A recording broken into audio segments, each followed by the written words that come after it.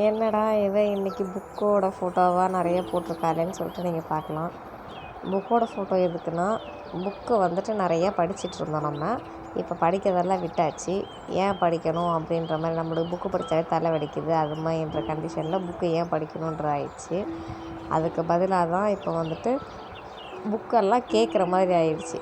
அது எப்படின்னா, குக்கு எஃப்எம் சொல்லிட்டு ஒன்று இருக்குல்ல, அது வந்ததுலேருந்து வந்துட்டு நம்ம என்ன வந்துட்டு கதை கேட்கணும்னு நினைக்கிறோமோ அதில் போட்டோன்னா, அந்த குக்கு எஃப்எம்மில் வந்துட்டு மூலமாக வந்துட்டு நம்மளை ஒளி மூலமாக கதை புத்தகங்கள் படிக்கிறாங்க. அது மூலமாக நம்ம கேட்டுக்கிறதா ஆகிட்டு, அதனால் ஈஸியாக இருக்குது. இப்போது நம்ம தலைவலி உண்டு பண்ணுறதில்ல. இப்போ இது வந்து என்னோடய அக்கௌண்ட்டு. இதுக்கு வந்துட்டு நான் நிறைய கதை கேட்கறதால இப்போ இந்த வந்துட்டு இது கொடுத்துருக்காங்க. இது எதனால் நான் ஃபஸ்ட்டு இந்த வீடியோ போட்டேன்னா, நான் எல்லோரும் வந்துட்டு நான் வாட்ஸ்அப்பில் வந்து குக்கு எஃப்எம்மில் வந்து கதை கேட்டுட்டு சில்வர் பட்டன் கோல்டு பட்டன்லாம் வாங்குகிறேன், அதை வந்து போடுறேன். ஆனால் எல்லோரும் என்ன நினச்சிருக்கிறாங்கன்னா, நான் யூடியூப்பில் தான் சில்வர் பட்டன் அதுக்குள்ளேயே வாங்கிட்டேன், கோல்டு பட்டன் வாங்கிட்டேன்னு நினைக்கிறாங்க. அதனால் கிடையாது. நான் இதில் வந்து எவ்வளோ கதை கேட்குறனோ அதுக்கு வந்துட்டு ரிவார்ட் மாதிரி தருவாங்க. இவ்வளோ சொல்லிட்டு தருவாங்க. அது வந்து நம்மளுக்கு ஒரு என்கரேஜ் பண்ணுறது. நான் கதை கேட்குறத விட என் பையன் தான் அதிகமாக கதை கேட்பார். இதில் இருக்கிற கதையெல்லாம் முக்கால்வாசி சயின்டிஃபிக்காக இருக்கிற கதையெல்லாம் வந்து பையன் கேட்பார். கொஞ்சம் சின்ன பாப்பாங்க கேட்குற கதை மாதிரி, இந்த திரடரம்மன் கதை அது மாதிரி இருக்கிறதெல்லாம் வந்துட்டு பாப்பா கேட்பான். இதுமாதிரி ஒரு கதை, அதில் நிறைய கதை இருக்குது. ஹிஸ்டாரிக்கல் கதை, அது இதுன்னு ஹாரர் மூவி எல்லாமே இருக்குது. அதேமாதிரி தமிழ் சம்மந்தப்பட்ட இவங்களை பற்றி சம்மந்தப்பட்ட கதைகள், இஸ்லாமிய சம்மந்தப்பட்ட கதைகள், இயேசுநாதர் கதைகள், நமக்கு என்ன தேவையோ எல்லா கதையுமே இதில் இருக்குது. நம்ம எந்த கதை யாரை பற்றி வேணாலும் இதில் வந்துட்டு யாரோட ஹிஸ்ட்ரி வேணாலும் நம்ம வந்து தெரிஞ்சுக்கலாம். காமராசர் கதையெல்லாம் கேட்டே முடிச்சிட்டான் என் கம்மில். இதே நிறைய பேர் ஹிட்லர் கதை இதெல்லாம் வந்துட்டு நம்ம சொல்ல வேண்டியது இருந்துச்சு. இப்போ அவனே வந்து கேட்டு தெரிஞ்சுக்கிட்டான்.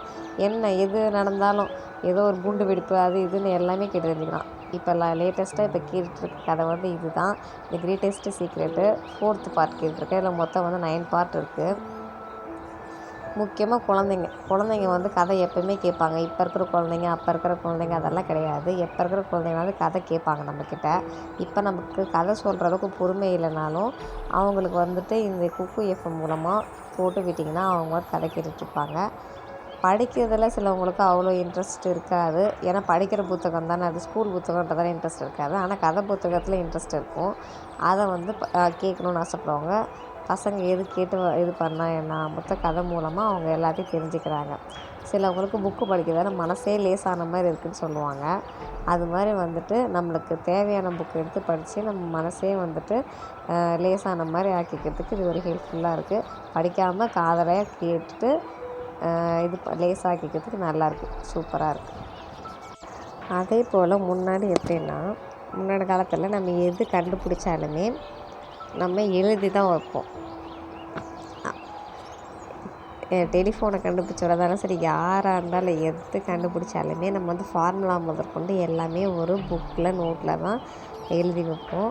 இப்போ எல்லாமே சிஸ்டமில் வந்துட்டு ஏற்றிடுறதாலையும் மற்ற நிறையா வந்துட்டு இது வந்துடுறதால நம்மளுக்கு அந்த இது வந்து கிடையாது. ஆனால் நம்ம வந்துட்டு ஒரு சின்ன டைரி எழுதுகிற ஒரு பழக்கமாச்சு விடாமல் இப்போ வரைக்கும் கண்டினியூ பண்ணணும். அப்போ தான் நல்ல அறிவு வளரும். கேட்குறது மட்டுமே இல்லாமல் எழுதுறது மூலமாகவும் அதை திருப்பி நம்ம படிக்கிறது மூலமாகவும் இன்னும் நமக்கு வந்துட்டு நிறையா வந்துட்டு யோசிக்க தோணும். எல்லாமே வந்துட்டு பழக்கத்தில் வரும். நம்ம படிக்கிறதா இருந்தாலும் சரி, எழுதுறதா இருந்தாலும் சரி, கேட்குறதா இருந்தாலும் சரி, எல்லாமே நமக்கு பழக்கத்துக்குள்ளே வரும். இப்போ வந்துட்டு நம்ம வந்து ஏதாச்சும் புக்கு எழுதுகிறோன்னு சொல்லிட்டு நினச்சா கூட அதை வந்து ஈஸியாக பண்ணுறதுக்கு இது ஒரு இதுவாக இருக்கும். நன்றி. நல்லா படிங்க.